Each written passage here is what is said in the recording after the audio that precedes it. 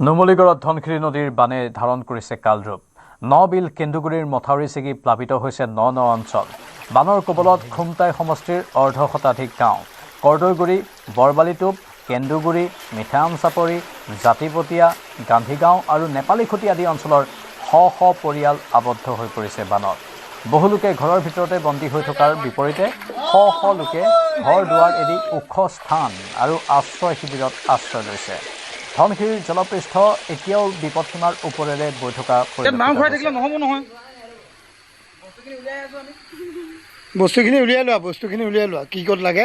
মানে আগতে পানী বাঢ়ি আছিলে যদিও কালি মাথাউৰি কেইবা জেগাতো ছিগিলে আৰু ছিগাৰ ফলত মানে আমাৰ ইয়াত মানে প্লাবিত হৈ গৈছে।